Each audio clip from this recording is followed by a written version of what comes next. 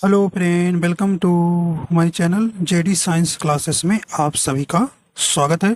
जैसा कि हम यूपी पुलिस कांस्टेबल एग्ज़ाम के लिए हिंदी के जो है प्रैक्टिस सेट कर रहे हैं, जिसमें हम विजय श्रृंखला लेकर आए हैं। इसमें जो है काफ़ी अच्छे प्रश्न हैं और आपको भी इसमें थ्योरी बताएंगे और यहाँ से निश्चित रूप से आपको प्रश्न एग्जाम में देखने को मिलेंगे। ठीक है भाई, तो आशा करता हूँ आप सभी अच्छे होंगे और आपकी तैयारी अच्छी चल रही होगी। अगर आप हमारे चैनल पर नए हैं तो चैनल को सब्सक्राइब कर लीजिएगा और बेल आइकन प्रेस कर दीजिएगा ताकि आपको नोटिफिकेशन मिलता रहेगा। आइए देखते हैं, पहला प्रश्न है, निम्न में स्पर्श व्यंजन कौन नहीं है? तो इसमें आपको बताना है निम्न में स्पर्श व्यंजन कौन नहीं है। ऑप्शन ए करें का, ऑप्शन बी करें कि सा, ऑप्शन सी करें कि खा, ऑप्शन डी करें कि बा। सही ऑप्शन आपका यहाँ कौन सा हो जाएगा? देखिए, स्पर्श व्यंजन आप जानते हैं कुल कितने होते हैं भाई? 25 होते हैं। ठीक है, 25 होते हैं। कहाँ से लेकर? का से लेकर माँ तक होते हैं। ठीक है, और स्पर्श व्यंजन किन्हें कहते हैं? देखिए, जो कंठ वर्ग है, ठीक है, का वर्ग आएगा। ठीक है, ठीक है, और कौन आएगा? चा वर्ग आएगा, टा वर्ग आएगा, ता वर्ग आएगा और पा वर्ग आएगा। ठीक है, ये जो है आपके कुल एक में 5 रहते हैं, तो 5 5 25 हो जाते हैं। ठीक है, तो इन्हीं को आपको स्पर्श व्यंजन कहते हैं। ठीक है, का को क्या कहते हैं? कंठ वर्ग में आएगा, चा तालु वर्ग में, टा मूर्धन्य में, ता दंत में और पा जो है ओष्ठ में आएगा। ठीक है, तो ये आपको पूरा ध्यान रखना है। तो कौन सा इसमें जो है स्पर्श व्यंजन नहीं है? नहीं वाला बताना। देखिए भाई, का जो है आता है, स्पर्श व्यंजन हो गया, खा हो गया, बा हो गया, लेकिन जो है सा जो है स्पर्श व्यंजन के अंतर्गत नहीं आता। ऑप्शन बी आपका बिल्कुल यहाँ सही हो जाएगा। ठीक, तो ऑप्शन नंबर बी सही हो जाएगा। तो ये सा का है, ये ऊष्म व्यंजन है। ठीक है, तो इस प्रकार आपका बी नंबर आपका यहाँ सही हो जाएगा। चलिए आगे देखते हैं, अगला है, संयुक्त व्यंजन कितने प्रकार के होते हैं? ये आपको बताना है। संयुक्त व्यंजन कितने प्रकार के होते हैं? करें 3, 4, 5 या 2। ठीक है, राइट आंसर आपका कौन सा हो जाएगा अभी? यहाँ पे सही ऑप्शन कौन सा हो जाएगा? Right answer option number B हो जाएगा, 4। ठीक है, संयुक्त व्यंजनों की संख्या कितनी है? 4 होती है। कौन कौन से भी है? देखिए, छा है, ठीक है, ज्ञा है, स्रा है और कौन सा भाई? त्रा है। ठीक है, ये जो है 4 जो हैं संयुक्त व्यंजन है। ये किन से मिलकर बने होते हैं? तो ये का हलंत स्रा से। ठीक है, तो ये ज्ञा, ज्या प्लस छोटा से। ठीक है, और स्रा, स प्लस रा से। ठीक है, और ता हलंत प्लस रा से। ठीक है, ये आपको सब ध्यान रखना है, ये किससे मिलकर बने हुए हैं। ठीक है, और कितने होते हैं, तो ये आपसे पूछा जाता है। देखिए, ये कई बार आपसे पूछा गया परीक्षा में कि निम्न में संयुक्त व्यंजन छा मिलकर बना हुआ है, तो ऑप्शन में ये आपका का और सा दिया रहा है। ठीक है, तो ये आपको बिल्कुल यहाँ पर ध्यान देना है। तो ऑप्शन नंबर बी राइट हो जाएगा। चलिए भी अगला देखते हैं, रचना के आधार पर शब्द के कितने भेद होते हैं? ये आपको बताना है। रचना के आधार पर शब्द के कितने भेद होते हैं? यानी कि 2, 3, 4, 5। तो यहाँ पे राइट आंसर देखिए, आपसे शब्द पूछा गया है, तो यहाँ पे राइट आंसर कौन सा हो जाएगा भी? तो ऑप्शन नंबर यहाँ पे बी आपका सही हो जाएगा, 3। ठीक है, रचना के आधार पर शब्द के कितने भेद होते हैं? 3 होते हैं। तो ये कौन कौन से होते हैं भाई? देखिए, ऋण होते हैं, ठीक है, ऋण शब्द होते हैं, और कौन होता है? यौगिक शब्द होता है, यौगिक शब्द, और कौन होता? योग ऋण, योग ऋण शब्द। ठीक है, ये 3 होते हैं। ठीक है, देखिए, ऋण शब्द क्या होता है? वे शब्द जिनके खंड निरर्थक हैं, ठीक है, जिन्हें हम खंड करने पर कोई अर्थ नहीं निकलता है। ठीक है, जैसे दिन हो गया भाई, दिन को आप खंड करिए, कोई अर्थ नहीं निकलेगा, दी प्लस ना, तो ये इनका कोई अर्थ नहीं निकलेगा। ठीक है, यौगिक शब्द है क्या है? इनका शाब्दिक अर्थ है मेल से बना शब्द। यौगिक शब्द के कभी एक खंड और कभी दोनों खंड क्या होते हैं? सार्थक होते हैं, उन्हीं को यौगिक शब्द कहते हैं। ठीक है भाई, और योग ऋण शब्द 2 सार्थक शब्दों के मेल से बनने वाले वे शब्द जो अपने सामान्य अर्थ को छोड़कर विशेष अर्थ का बोध कराते हैं उन्हें हम योग ऋण शब्द कहते हैं। ठीक है, जैसे आपने सुना होगा महावीर, तो महा माने बहुत, वीर माने बलवान, तो ये आपका क्या होगा अभी, बहुत बलवान, तो ये आपका योग ऋण शब्द होगा। ठीक है, जैसे पंकज, पंक माने कीचड़ और जा माने से जन्म में लेने वाला अर्थात कमल का फूल, तो ये आपके योग ऋण जो है आपके कौन से,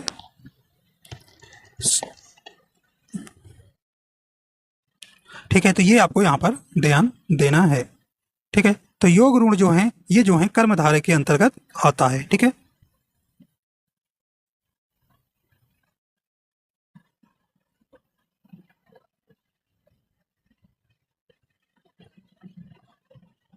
अगला देखते हैं, निम्न में कौन सा विकारी शब्द नहीं है, तो यहाँ पे आपको विकारी शब्द को बताना है।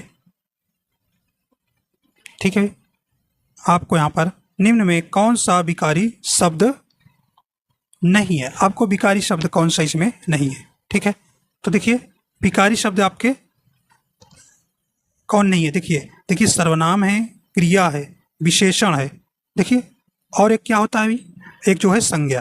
ठीक है, चार जो हैं विकारी शब्द होते हैं। ठीक है, तो देखिए क्रिया विशेषण नहीं, ऑप्शन डी आपका यहाँ सही हो जाएगा। क्रिया विशेषण क्या है अभी, अविकारी शब्द है, अविकारी शब्द है।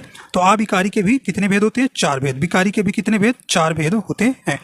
तो अविकारी के अंतर्गत कौन चार आते हैं, क्रिया विशेषण, संबंध बोधक, समुच्चय बोधक और विस्मयादि बोधक आते हैं। ठीक है, तो ये आपको यहाँ पर ध्यान देना है। तो क्रिया के आधार पर जो है शब्द को दो भागों में बांटा गया है, क्रिया के आधार पर शब्द को दो भागों में बांटा गया है, विकारी और अविकारी शब्द। ठीक है,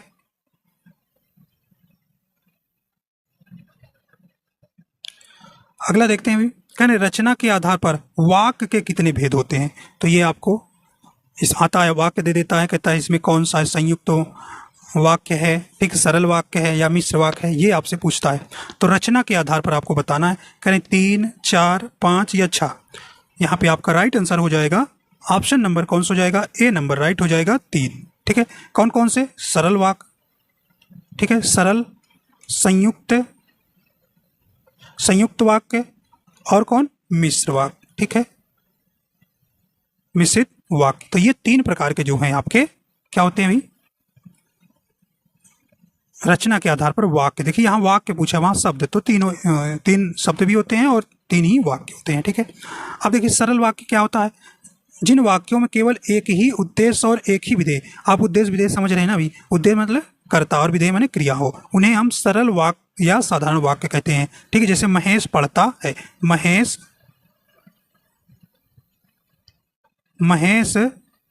पढ़ता है। ठीक है, तो इसमें कौन सा ये सरल वाक्य है। ठीक है, इसमें एक ही क्या है, उद्देश्य और एक ही विधेय है। ठीक है, और देखिए संयुक्त वाक्य क्या होता है अभी, जिन वाक्य में 2 या 2 से अधिक सरल वाक्य समुच्चय बोधक और समुच्चय बोधक मतलब जैसे और, तथा, एवं, पर, परंतु आदि से जुड़े हों उन्हें हम संयुक्त वाक्य कहते हैं। ठीक है, जैसे वह सुबह गया और शाम को लौट आया, तो यहाँ और जो है समुच्चय बोधक अवयव से जुड़ा है। ठीक है, और 2 सरल वाक्यों से, ठीक है, उन्हीं को संयुक्त वाक्य कहते हैं। मिश्रित वाक्य में क्या होता है, जिन वाक्यों में एक मुख्य या प्रधान वाक्य हो और अन्य आश्रित उपवाक्य हैं उन्हें हम मिश्रित वाक्य कहते हैं। ठीक है, कहते हैं यदि परिश्रम करोगे तो उत्तीर्ण हो जाओगे। आइए देखते हैं अगला है, देखिए कारक से प्रश्न करें कि विराट कोहली ने शतक बनाया, वाक्य में कौन सा कारक है, ये आपको बताना है। ठीक है, तो यहाँ पे राइट आंसर आपका कौन सा हो जाएगा,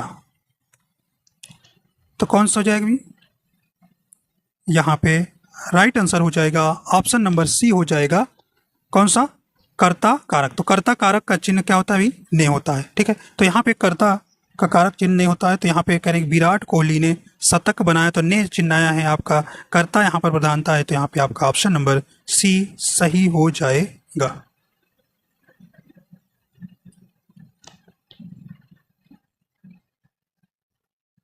अगला देखते हैं, निम्न में कौन सा शब्द स्त्रीलिंग है, तो यहाँ पे आपको स्त्रीलिंग वाला शब्द चुनना है। देखिए ए नंबर ऑप्शन के बनावट, ऑप्शन बी करें छाता, ऑप्शन सी करें सूर्य, ऑप्शन डी करें अमरूद। देखिए आपको हमने बताया है कि विशेषण लगा के आप अच्छा पहचानेंगे, ठीक है। यहाँ पे स्त्री है, लिंग है या पुल्लिंग। तो देखिए बनावट, बनावट आपको लगाना है अच्छी अच्छा, तो बनावट कैसे होती है, अच्छी होती है, ठीक है। तो ये आपका यही सही हो जाएगा, ऑप्शन ए नंबर बनावट जो है स्त्रीलिंग शब्द है। और देखिए छाता कैसा होता है, अच्छी होती है, अच्छा छाता अच्छा होता है, पुल्लिंग है। सूर्य अच्छा होता है, अमरूद अच्छा होता है, ये आपके पुल्लिंग है, ठीक। ऑप्शन ए सही हो जाएगा।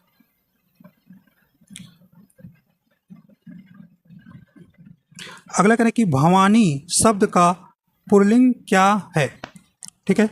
राइट आंसर हो जाएगा, करें कि भवानी, भगवान, भगवती या भाव। भवानी शब्द का पुल्लिंग क्या हो जाएगा, ऑप्शन नंबर आपका डी हो जाएगा, भाव, ठीक है।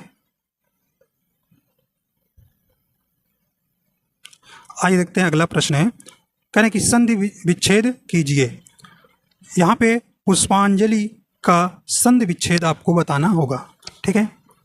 यहाँ पे आपका राइट आंसर हो जाएगा, तो सही ऑप्शन इसमें कौन सा हो जाएगा, तो ऑप्शन नंबर इसका आपका राइट हो जाएगा ए नंबर, पुष्प प्लस अंजलि, ठीक है। तो यहाँ देखिए प्लस लगा दीजिए, ठीक है भाई। तो यहाँ पे आपका राइट आंसर कौन सा हो जाएगा, ए नंबर आपका बिल्कुल सही हो जाएगा। कौन सी इसमें संधि है, देखिए छोटा प्लस छोटा मिलकर क्या बनेगा, बड़ा, तो आपका दीर्घ स्वर संधि हो जाएगा। अगला है, निम्नलिखित में से किस शब्द में उपसर्ग है, आपको बताना है किस शब्द में उपसर्ग है। कह रहे हैं दशक, पराजय, लालिमा या कारीगर।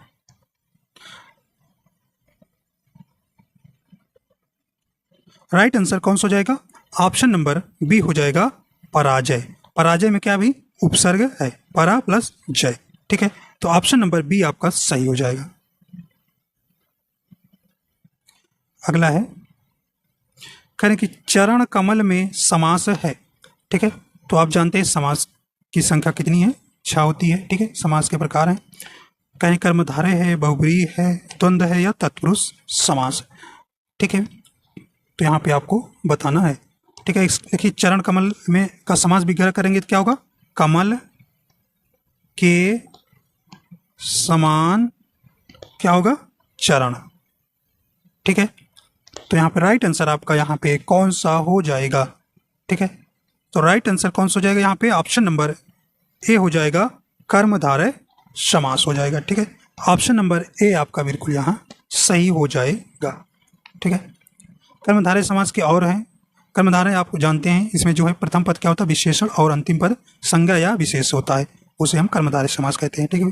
तो जैसे आपका है मंद बुद्धि, मंद बुद्धि में कौन सा समास है, कर्मधारय। परमात्मा, परमात्मा में आपका महासागर में, महासागर में। शीतोष्ण में, शीतोष्ण में पूछे कौन सा समास है, कर्मधारय समास बोलेंगे, ठीक है। नील गाय हो गया, पीताम्बर हो गया, तो ये आपके जो हैं कर्मधारय के उदाहरण है, ठीक है। तो ये आपको ध्यान रखना है। आइए देखते हैं, देखिए बहुब्रीहि समास, बहुब्रीहि समास इसमें जो है दोनों पद क्या होते हैं, प्रधान नहीं होते हैं, बल्कि किसी तीसरे पद की प्रधानता की ओर क्या करते हैं, संकेत करते हैं, ठीक है। जैसे आपका चतुर्भुज हो गया, दशानन हो गया, त्रिनेत्र हो गया, गिरिधर हो गया, ठीक है। ये आपको ध्यान देना। द्वंद्व समास में, द्वंद्व समास आप जानते हैं भी, जिस समास का प्रथम पद संख्यावाची तथा अंतिम पद क्या होता है, संज्ञा हो, उसे सॉरी वो तो द्विगु समास है। यहाँ पे द्वंद्व समास करें, द्वंद्व समास क्या होता है, द्वंद्व समास में इसमें दोनों पद क्या होते हैं, प्रधान होते हैं, ठीक है। दोनों पद इसमें प्रधान होते हैं, ठीक है। और तत्पुरुष समास में क्या है, तत्पुरुष समास में जिन समास का अंतिम पद प्रधान हो उसे तत्पुरुष समास कहते हैं, ठीक है। तो ये आपको यहाँ पर ध्यान देना है। अगला देखते हैं, निम्न में कौन सा शब्द विदेशज है, तो आपको विदेशज, विदेशज शब्द क्या होते हैं अभी, वे शब्द जो विदेश से भारतीय भाषा में बोलचाल में प्रयोग किए जाते हैं उन्हीं को विदेशज शब्द कहते हैं, ठीक है। करें खाली, फंदा, चाउर, रिक्शा। राइट आंसर आपका हो जाएगा ऑप्शन नंबर डी हो जाएगा। रिक्शा जो है ये जो है विदेशज है, ठीक है। ये जापानी भाषा का शब्द है, जापानी भाषा का शब्द है, ठीक है। अगला देखते हैं, निम्नलिखित में से सर्वनाम है, तो यहाँ पे आपको बताना है कौन सा इसमें सर्वनाम है। करें यह, सभा, मनुष्य, हिमालय, ठीक है। तो सभा जानते हैं आप क्या होगा भाई, समूहवाचक संज्ञा हो जाएगा, मनुष्य जातवाचक हो जाएगा, हिमालय व्यक्तिवाचक हो जाएगा। तो यहाँ पे आपका राइट आंसर एक ही बचता है, ऑप्शन ए हो जाएगा। यह जो है सर्वनाम है, ठीक है। यह जो है सर्वनाम है, तो यहाँ पे राइट आंसर हो जाएगा ऑप्शन नंबर ए आपका सही हो जाएगा, ठीक है। तो यह जो है क्या है, निश्चित वाचक सर्वनाम है, ठीक है। यह और वह, ये निश्चित वाचक सर्वनाम के अंतर्गत आता है, ठीक है। इसे संकेतवाचक सर्वनाम भी कहते हैं, ठीक। तो ऐसा सर्वनाम शब्द जो निकट या दूर स्थित किसी व्यक्ति या वस्तु की ओर निश्चय पूर्वक संकेत करे उसे हम निश्चयवाचक सर्वनाम कहते हैं, ठीक। जैसे वह मनुष्य नहीं देवता है, यह मेरी पुस्तक है। तो यहाँ पे आपका ऑप्शन नंबर ए आपका सही हो जाएगा, ठीक है भाई। तो सर्वनाम के भेद आप जानते हैं कितने होते हैं, 6 होते हैं। आइए देखते हैं अगला है, कृष का विलोम है। यहाँ पे आपको बताना है, राइट आंसर हो जाएगा, सही ऑप्शन हो जाएगा कौन सा, ऑप्शन नंबर आपका सी नंबर हो जाएगा, पुष्ट। अगला देखते हैं, किस वाक्य में पूर्ण द्विकर्मक क्रिया का प्रयोग हुआ है। तो मतलब द्विकर्मक क्रिया ऐसे वाक्य में जिसमें 2 कर्म होंगे, ठीक है। देखिए, मोर नाच रहा है, नहीं भाई। महेश रुग्ण हो गया, राम ने रावण को मारा, देखिए रावण को तुम्हारा एक ही है, तो यहाँ पे नहीं होगा। ममता ने देखिए कुत्ते को रोटी खिलाई, तो यहाँ कुत्ते और रोटी क्या भी द्विकर्मक क्रिया हो जाएगी। जहां पर 2 कर्म हो वहां पर द्विकर्मक क्रिया होता है, तो ऑप्शन डी आपका सही हो जाएगा। अगला देखते हैं भी, अगला आपसे कहा जा रहा है अपमान का विलोम है, ये आपको बताना है। अपमान का विलोम शब्द होगा, सही ऑप्शन आपका हो जाएगा, करें कि राइट आंसर कौन सा हो जाएगा, ऑप्शन नंबर डी हो जाएगा, उपमेय होगा, ठीक है। तो ऑप्शन नंबर यहाँ पे डी नंबर सही हो जाएगा।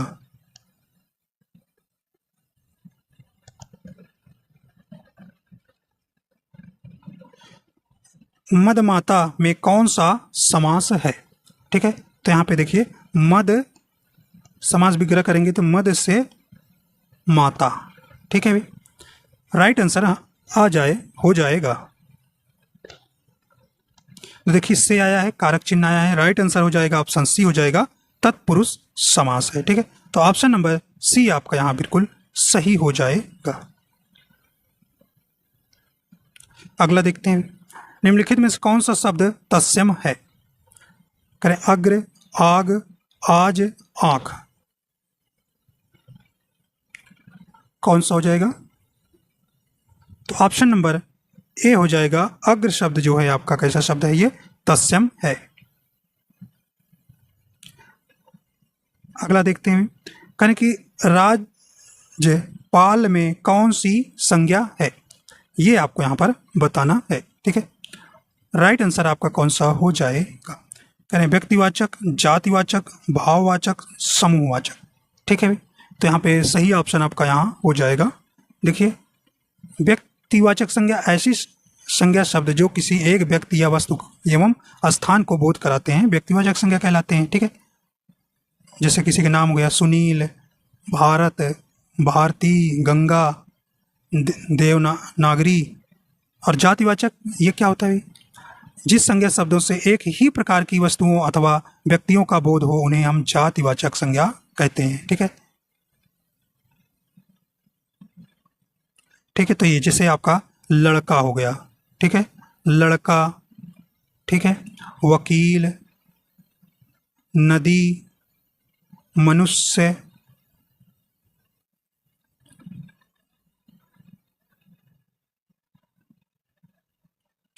मनुष्य हो गया, और क्या भी, गाय, बकरी,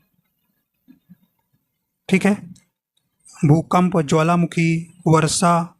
ठीक है, तो ये आपका राइट आंसर कौन सा हो जाएगा यहाँ पे? तो ऑप्शन बी यहाँ सही हो जाएगा। राज्यपाल में जो है कौन सी संज्ञा है? जातिवाचक संज्ञा है। ठीक है भाई, तो ऑप्शन नंबर यहाँ पे बी सही हो जाएगा। भाववाचक संज्ञा किसे कहते हैं? जिन संज्ञा शब्दों से व्यक्ति या वस्तु के गुण, धर्म, दशा आदि का बोध होता है उसे भाववाचक संज्ञा कहते हैं। जैसे आपसे पूछा जाएगा बुढ़ापा, मोटापा, बचपन, मिठास, लंबाई, पूछेगा कि लंबाई में कौन सी संज्ञा है। ठीक है, मित्रता में कौन सी संज्ञा है, तो आप बताएंगे भाववाचक। ठीक है, मनुष्यता, देखिए मनुष्य में तो आपका क्या होना जाएगा? मनुष्य में आपका जातिवाचक हो जाएगा, लेकिन मनुष्यता हो जाएगा तो आप भाववाचक संज्ञा लगाएंगे। ठीक है भाई। समूहवाचक आप जानते ही हैं, जिन संज्ञा शब्दों से व्यक्ति अथवा वस्तु के समूह या समुदाय का बोध होता है उसे समूहवाचक संज्ञा कहते हैं। जैसे संसद, कुंज, सभा, परिषद, कक्षा, सेना। ठीक है, तो ये आपको ध्यान रखना है। ठीक है, संज्ञा आप जानते ही हैं, 5 इसके प्रकार होते हैं। अगला है, करें कि गेय का पर्यायवाची बताइए। करें कि घर, गर्दभ, व्योम, गाय। सही ऑप्शन आपका यहाँ हो जाएगा भाई, गेय का पर्यायवाची क्या हो जाएगा? ऑप्शन नंबर ए हो जाएगा, घर। अगला है, वर्णों के समुदाय को क्या कहते हैं? या आपसे पूछा जाएगा वर्णों के क्रमबद्ध समूह को क्या कहते हैं? ऐसे भी पूछा जाएगा। कहीं वर्णमाला कहते हैं, सर्वनाम, अक्षर, क्रिया। यहाँ राइट आंसर हो जाएगा कौन सा भी? तो ऑप्शन नंबर ए हो जाएगा, वर्णमाला। ठीक है, तो आप छोटा से लेकर ज्ञा तक क्रम से लिखेंगे, उसी को वर्णमाला कहते हैं। ठीक, ऑप्शन ए सही हो जाएगा। सुरेश गीत गा रहा था, वाक्य में काल है, तो आपको यहाँ पर काल बताना है। करें पूर्णभूत, अपूर्णभूत, असन्नभूत या सामान्य भूत। ठीक है, राइट आंसर आपका यहाँ हो जाएगा। सही ऑप्शन कौन सा हो जाएगा अभी? यहाँ पे ऑप्शन नंबर बी हो जाएगा, अपूर्ण भूतकाल है। अभी देखो सुरेश गीत गा रहा था, तो अभी कार्य जो है पूरा नहीं हुआ था, तो आप यहाँ पर ऑप्शन नंबर बी सही हो जाएगा। ठीक है, तो अपूर्ण भूतकाल, तो भूतकाल के कितने प्रकार हैं? 6 प्रकार होते हैं।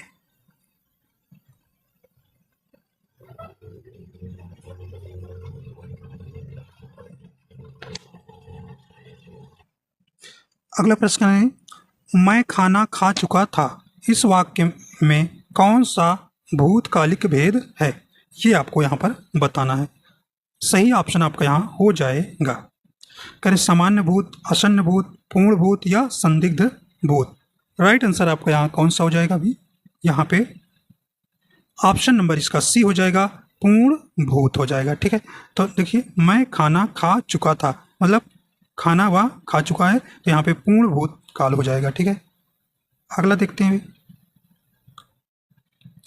अभ्यांतर का सही अर्थ है, यहाँ पे राइट आंसर आपका हो जाएगा। करें किसी वस्तु से भिन्न, किसी वस्तु का भीतरी भाग, किसी वस्तु का बाहरी भाग या किसी वस्तु की आभा। सही ऑप्शन हो जाएगा यहाँ पे ऑप्शन नंबर बी हो जाएगा, किसी वस्तु का भीतरी भाग।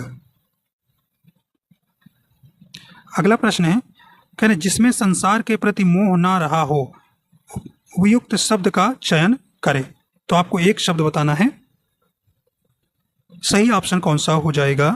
तो ऑप्शन नंबर इसका डी हो जाएगा, बीतरागी कहते हैं। ठीक है, जिसमें संसार के प्रति मोह ना रहा हो उसे एक शब्द में कहेंगे बीतरागी। अगला है, करें करत करत अभ्यास के जड़मति होत सुजान, इस लोकोक्ति का तात्पर्य क्या है? क्या तात्पर्य है? राइट आंसर आपका यहाँ हो जाएगा। तो यहाँ पे राइट आंसर कौन सा हो जाएगा अभी? तो ऑप्शन नंबर इसका डी हो जाएगा, अभ्यास जो है मूर्ख को भी चतुर बना देता है। अगला है, करेंगे लड़कों में लड़का, बूढ़ों में बूढ़ा, इस मुहावरे का अर्थ बताइए। सही ऑप्शन कौन सा हो जाएगा? करें सर्वप्रिय होना, सभी के साथ खेलना, बहरूपिया होना, कुशल खिलाड़ी होना। राइट आंसर कौन सा हो जाएगा अभी? तो ऑप्शन नंबर इसका सही ए नंबर हो जाएगा, सर्वप्रिय होना।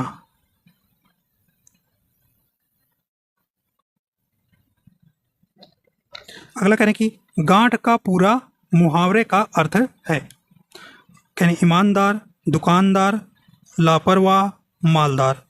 राइट आंसर हो जाएगा सही ऑप्शन हो जाएगा आपका यहाँ पे ऑप्शन नंबर डी हो जाएगा मालदार।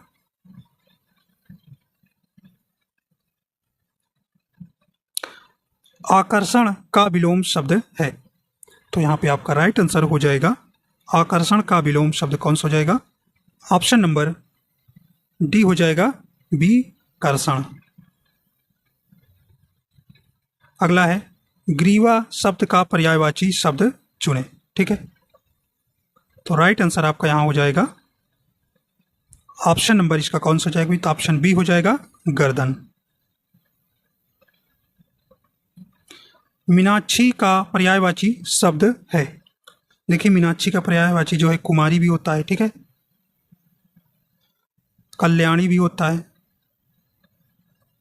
इंदिरा भी होता है, ठीक है, कला, चंडिका,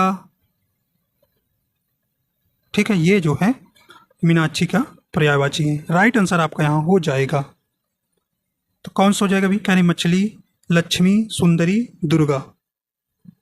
राइट आंसर हो जाएगा डी नंबर दुर्गा। अगला है जल, प्राण, पुत्र किस शब्द का अनेकार्थी है? सही ऑप्शन आपका यहाँ हो जाएगा, यानी कि सार, जीवन, औषधि, तत्व। कौन सा हो जाएगा भी यहाँ पे? ऑप्शन नंबर यहाँ पे सही हो जाएगा बी नंबर जीवन। ठीक है, अगला है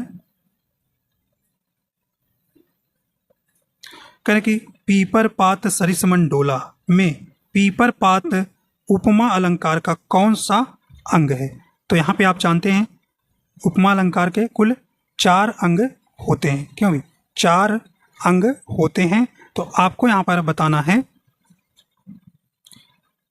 पीपर पात में उपमा अलंकार का कौन सा अंग है, ये आपको यहाँ पर बताना है। ठीक है, राइट आंसर हो जाएगा ऑप्शन नंबर बी हो जाएगा उपमान। ठीक है,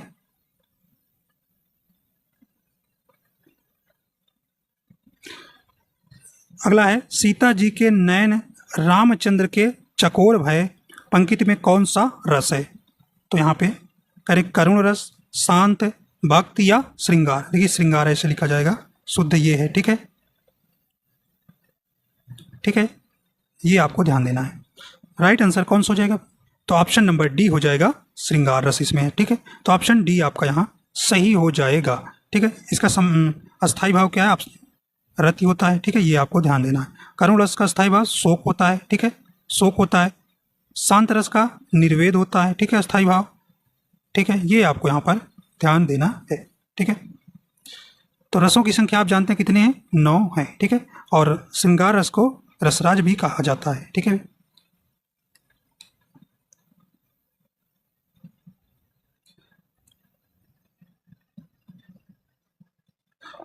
आज देखते हैं अगला है कहने की मेरी भव बांधा हरो राधा नागरी सोए जा तन की झाई परे श्याम हरित दुत होए में कौन छंद है? तो यहाँ पे आपको छंद बताना है।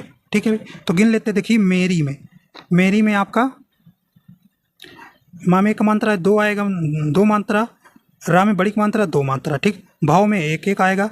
बांधा में देखिए बा पे बड़ा आ हो या अंत बिंदु 2 होता है, तो 2, धा में बड़ा मात्रा 2, हा देखिए 1 आएगा और रा में औक मात्रा 2 आएगा। ठीक, तो गिन लीजिए भाई 2 2 4 2 6 2 8 2 10 10 1 11 और 2 13।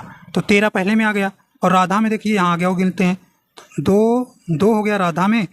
नागरी में बड़ा ना में बड़ा मात्रा 2, गा में 1, रा में छोटी मात्रा 1 आएगा। सोई में सामयों को मात्रा 2 और या में 1 गिन लीजिए अभी। तो 2 2 4 2 6 2 8 2 10। ठीक है, तो 1 आपका और होना चाहिए क्योंकि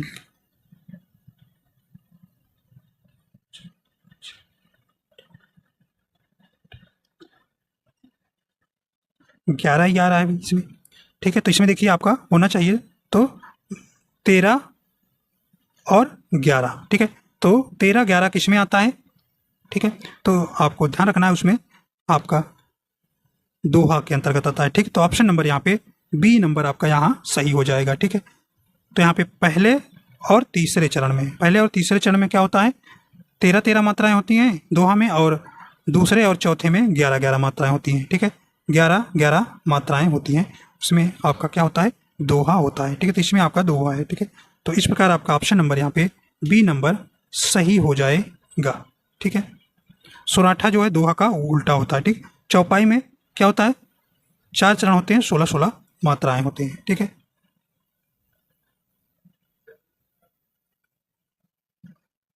अगला है मिर्जा गालिब किस शासक के दरबारी कवि थे, ये आपको यहाँ पर बताना है। राइट आंसर हो जाएगा, सही ऑप्शन सी हो जाएगा, बहादुर शाह जफर के। अगला करें, तुलसीदास द्वारा रचित रामचरितमानस में कितने कांड हैं। ठीक है भाई, तो यहाँ पर आपको बताना है कुल कितने कांड हैं, यानी 7, 8, 12, 9। राइट आंसर ए नंबर हो जाएगा, 7 कांड हैं। ठीक है, कौन कौन से, बालक कांड जो सबसे बड़ा है। ठीक है, सबसे बड़ा है, ये भी ध्यान देना है। बालक कांड हो गया पहला, दूसरा अयोध्या कांड, तीसरा अरण्य कांड, चौथा स्किंधा कांड सबसे छोटा है। ठीक है, और 5वां सुंदर कांड, छठा लंका कांड, और 7वां उत्तर कांड। ठीक है, तो कुल 7 कांड है। ठीक है, तो ये आपको ध्यान रख, छोटा बड़ा जरूर ध्यान रखिएगा। बालक कांड जो है सबसे बड़ा है, और स्किंधा कांड जो है सबसे छोटा कांड है। ठीक है, तो इस प्रकार आपको ध्यान देना है, तो इस प्रकार आपके पूरे हो जाते हैं। ठीक है, तो आशा करता हूँ ये आपको पसंद आया। अगर पसंद आया तो लाइक एंड शेयर कर दीजिएगा। अगर चैनल पर नए हैं तो चैनल को सब्सक्राइब कर लीजिएगा। ठीक है, तो ये विजय श्रृंखला जरूर आपको विजय दिलाएगी। ठीक है, तो इस प्रकार तो आप शेयर भी कर दीजिएगा। ठीक है, तो वीडियो देखने के लिए आपका बहुत बहुत धन्यवाद।